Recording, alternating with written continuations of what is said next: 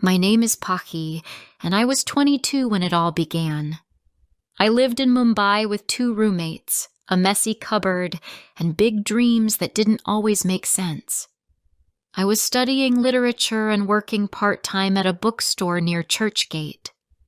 I wanted to write a novel one day, one that could make someone cry and smile in the same paragraph.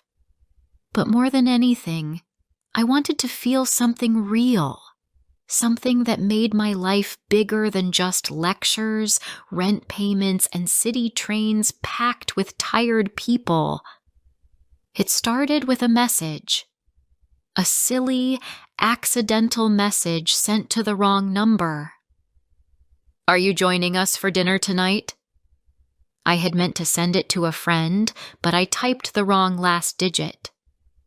The person replied, "Sorry, I think you have the wrong number." Normally that would have been the end of it, but for some reason I said something back. I think it was, "Oops, my mistake.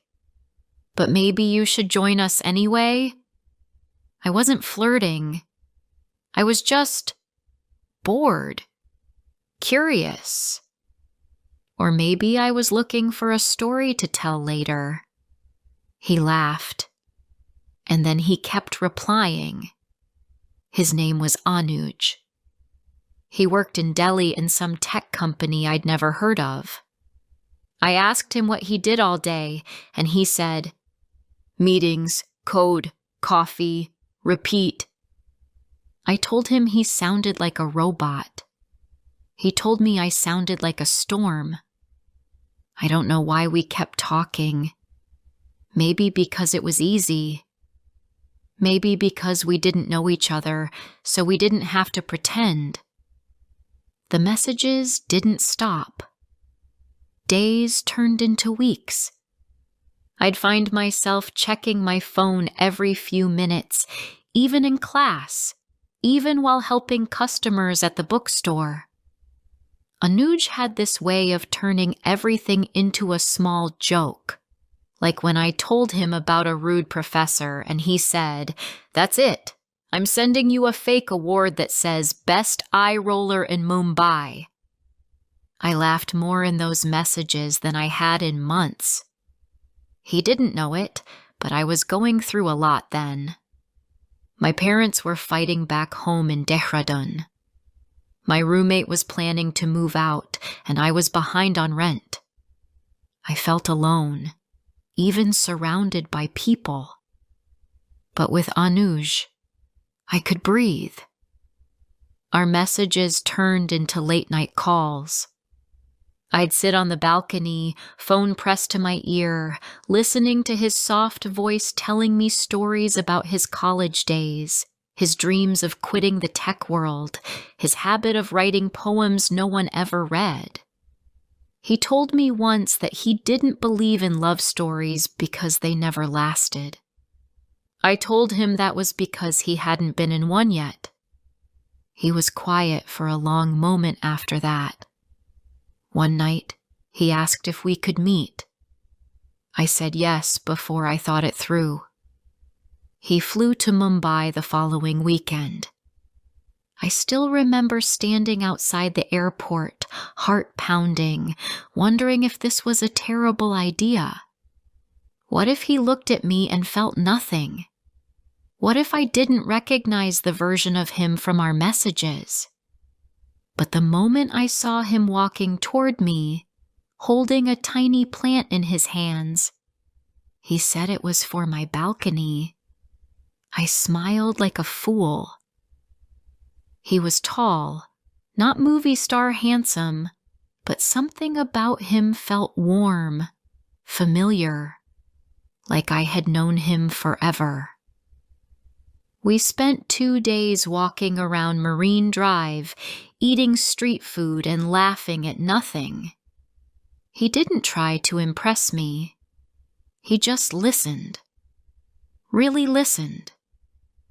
When he left, I felt a strange emptiness, like the city had grown quieter without him. After that, we started calling each other every day. He sent me handwritten letters and old-school mixtapes on a pen drive. He said he liked the sound of my name and called me his favorite storm. I began to believe in something again.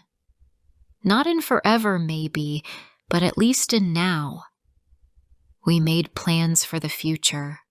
Small things like trips to Manali. Bigger things like maybe living in the same city someday. He told his parents about me. I didn't tell mine. I wasn't ready yet.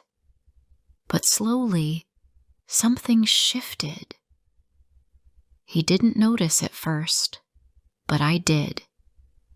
The calls that once filled my evenings began to feel too long. The jokes started to feel repetitive. I still loved him, or maybe I loved the idea of him, but a part of me was changing. I couldn't explain it, not even to myself. I started going out more with friends, staying offline longer, and when he texted, I sometimes waited hours to reply. I told myself I was just busy, but deep down, I was trying to pull away without causing pain. He noticed, of course. One night he asked me, "Are we okay?" I lied. I said yes, because I didn't have the courage to say no, because I didn't want to hurt him. But not wanting to hurt someone doesn't stop the hurt from happening. Eventually, I told him I needed space. I remember sitting on the floor of my room, staring at the phone screen, heart racing, as I typed the words, "I need time to think about everything." He didn't reply for a while, and when he did, it was only one sentence. "I'll wait, no matter how long." I cried that night, not because I didn't love him, but because I did. And love shouldn't feel like a weight, but it did. It felt like a quiet guilt pressing on my chest. And the more he waited, the heavier it became. He kept writing, kept sending me things, books I liked, songs I'd once mentioned. And then came my birthday. I didn't answer his call. I didn't open the letter he sent, not at first. It stayed on my table for weeks, unopened. I was trying to create distance, trying to find myself again. But the truth was, I was scared of opening anything that reminded me how kind he was. Because kindness can feel like a mirror when you're no longer the same. That letter is still with me. I read it much later, after everything had changed, and it broke me because he wasn't angry. He was hopeful. He still believed we had a story worth saving, but I had already started closing that chapter. Before I share the rest of my story, could you please tell me where you're from? It gives me strength to know there's someone out there who listens to me, who understands me. It means a lot to me. When I think about those months, I remember them in flashes. Not like a movie you watch all the way through, but like a photo album where some pages are missing and others are stained with rain. I never officially ended things with Anuj. I never sent a final message or made a clean goodbye. I just stopped replying. One day turned into two turned into weeks, and before I realized it, we were strangers again. The worst part was knowing I did this, not because he deserved it, but because I couldn't face my own confusion. During that time, my life was loud. I focused on classes, applied for a writing internship in Bangalore, and tried hard to fill every empty space with work, people, or noise. I told myself it was better this way, that we were never meant to last forever. I even convinced myself that Anuj would move on quickly. He had his career, his friends, his poems. But one evening, while sitting at a cafe near my college, I overheard a girl at the next table say, "People don't wait. They just pretend they're okay." And something in me broke, because I knew Anuj wasn't pretending. He was actually waiting. It had been 3 months since we last spoke. Then one morning, I opened my mailbox and saw his name again. I stared at the envelope for a long time before tearing it open. His handwriting hadn't changed. It was still neat, careful, like someone who always wanted to be understood. Inside the letter, there were no questions, no blame. Just a quiet line that said, "I hope the world is being kind to you. I still believe our story had meaning." I wanted to cry, but I didn't. I folded the letter and put it away in my drawer, like everything else I had buried. By the end of that year, I moved to Bangalore for a writing fellowship. New city, new people, new mornings. But I carried old things with me, memories of Anuj, of our late-night calls, of the way he once made me feel understood even when I wasn't making sense. I tried dating again, once or twice, but every time I looked into someone else's eyes, I remembered how Anuj used to look at me, as if I mattered, not just to him, but to the world. I started writing more, essays, blogs, even the beginnings of a novel. And without meaning to, I kept drawing characters who resembled him, men who waited, who wrote letters, who stayed even when no one asked them to. He had become part of my imagination, not in a romantic way, but in a permanent way. Like ink that doesn't wash off no matter how many times you scrub. Then came the news. It was a rainy morning. I had woken up late, made a cup of chai, and opened my email. One of my old college friends had forwarded a post from Facebook. "Pray for Anuj. He's in ICU. Road accident. Critical."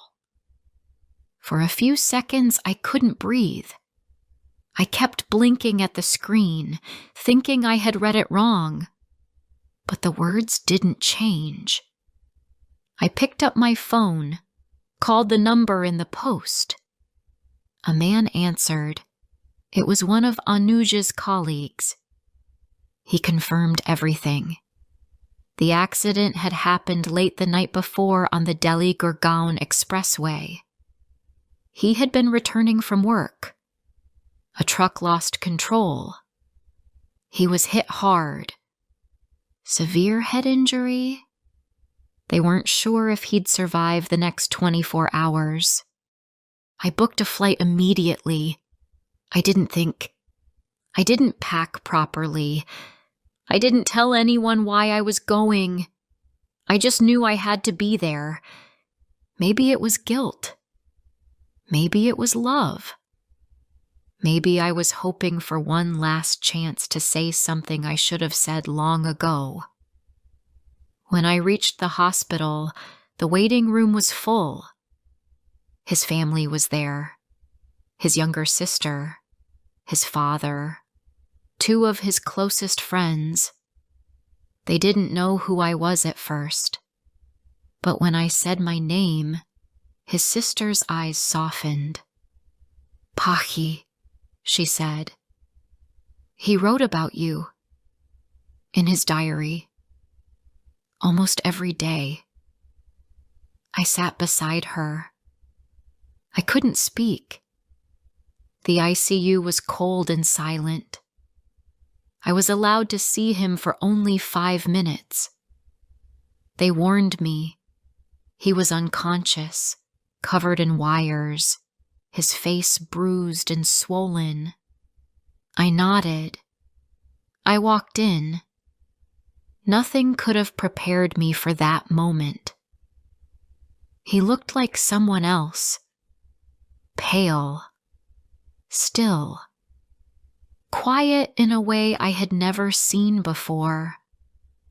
The boy who once sent me photos of his coffee foam and argued with me about poetry was lying there like a story paused at the wrong page. I walked closer. I whispered his name. He didn't move.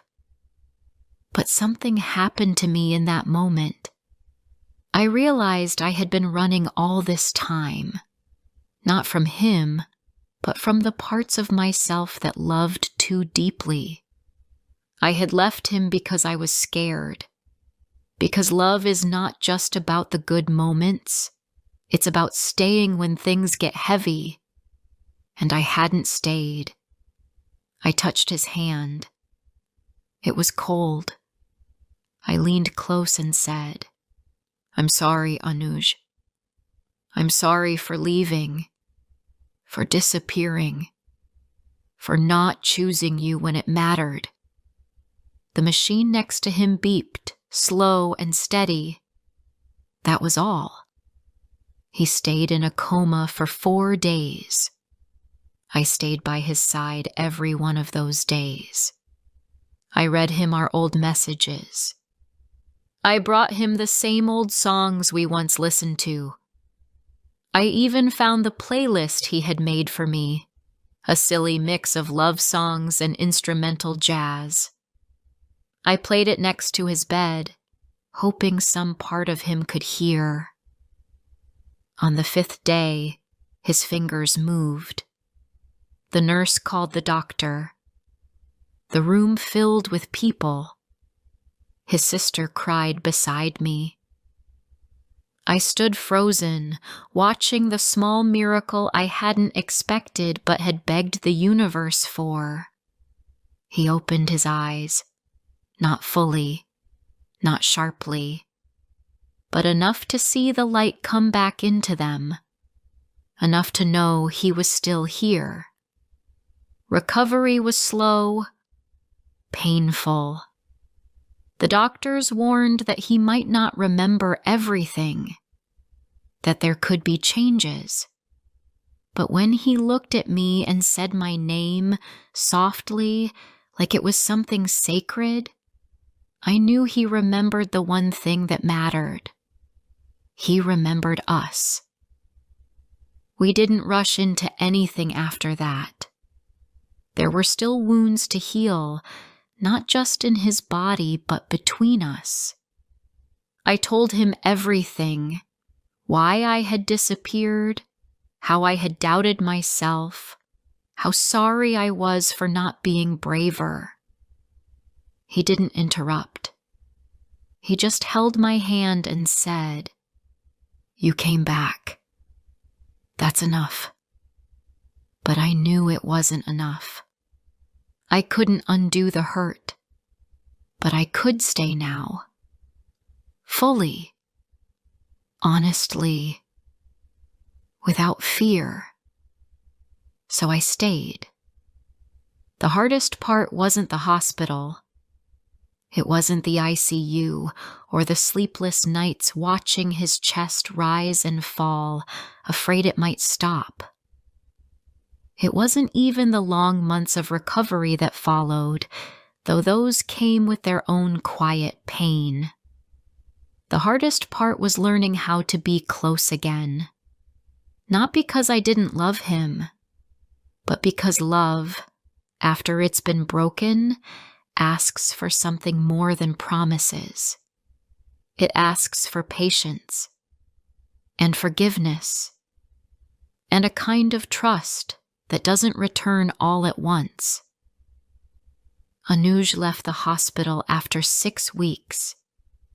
He walked out slowly, leaning on a cane, his steps uncertain but determined.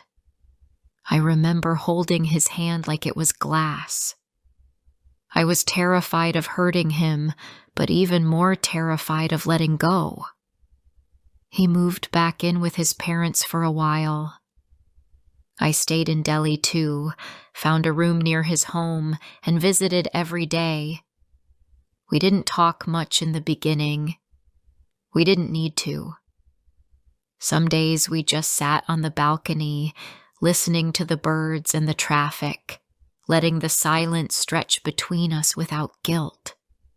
He was different now, not in a dramatic way, but in small, noticeable shifts. He forgot things sometimes, especially short-term details. He got tired quickly. He didn't read as fast as he used to, but he was still Anuj, still thoughtful, still the boy who made me laugh without trying, still the man who once wrote me a poem about a paper boat and said it reminded him of my heart, brave, floating, always searching. One afternoon, about 2 months after he left the hospital, we sat under a neem tree near his house.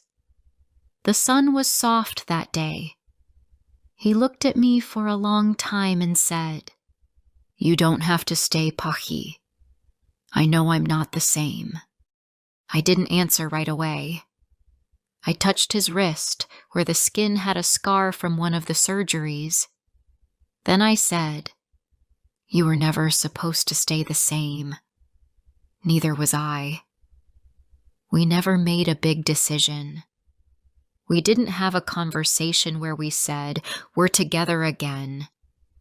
It just happened, like a slow sunrise. One day at a time, one cup of chai at a time. I started writing again. This time, for real. I got a freelance job editing short stories.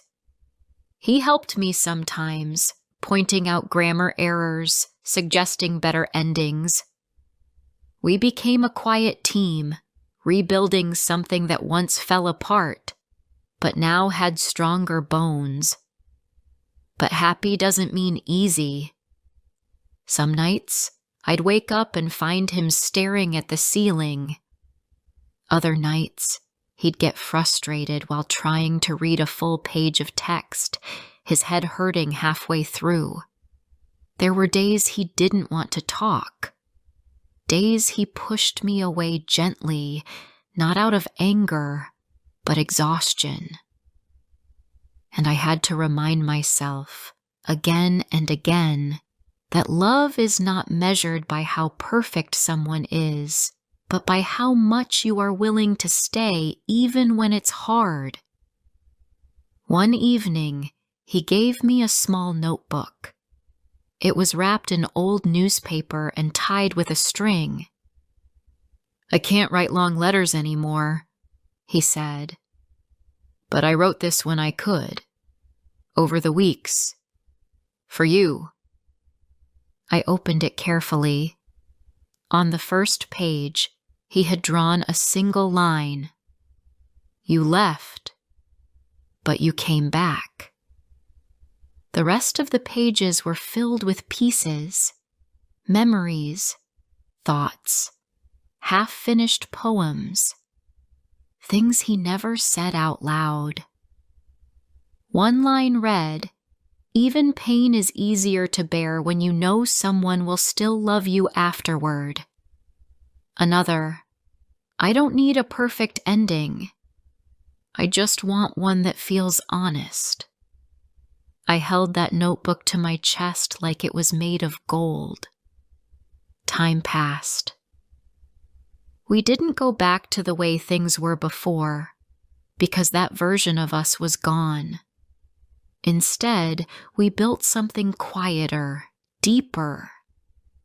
We didn't travel much. We didn't go to fancy restaurants or post smiling pictures online, but we had routines, morning walks, late night tea, books left half finished on the table, shared playlists, a list on the fridge titled Someday Places, all the cities we wanted to visit when we were ready. After 1 year, he asked me to move in with him. I did. No drama. No big announcement. I packed my books, my notes, my half-written novel, and moved into the small flat with cream walls and 2 windows that faced the sunset. And I felt more at peace than I ever had before. But stories aren't fairy tales. And even happy endings come with turns you don't expect. One morning, Anuj collapsed in the bathroom. Just like that. No warning. No time to prepare. I called the ambulance, my hands shaking. In the hospital, they told me it was a complication. Something related to his previous injuries. His body was strong, but not invincible. He went into surgery. They said it was risky but necessary. I sat alone in the waiting room, cold and shaking, holding the same notebook he had given me months ago. I flipped to the last page. There, written in his slanted, slow handwriting, were the words, "If I go, tell them I went loving you." He survived the surgery, but he wasn't the same again. The damage was deeper this time. His memory slipped further. He recognized me, but sometimes he forgot what day it was. He couldn't read for more than a few lines. He got confused in crowds. The doctors said it might improve, or it might not. We went home together, and I became his memory. I reminded him of our favorite places. I read him the books he once loved. I played his old poems aloud. I told him again and again how we met, how we fell in love, how we found our way back. Sometimes he remembered on his own. Sometimes he smiled and said, "I don't know if this happened or if I dreamed it, but it makes me happy." That was enough. Years passed. People often asked me, "How do you do it? How do you stay so strong?" And I never had the right words. But inside, I knew this. When someone gives you their heart, even when it's broken, you don't walk away. You carry it. You protect it. You remember for them when they forget. Anuj passed away 3 years later. It was a peaceful morning. The sky was soft. Birds were singing. He had been weak for a while, but still smiled every time I brought him tea. That day, I found him in his chair by the window, holding the same notebook. He looked like he was asleep. I didn't cry at first. I sat beside him, held his hand, and read aloud from the notebook. The page with my favorite line, "You came back." That's enough. I buried him with that notebook.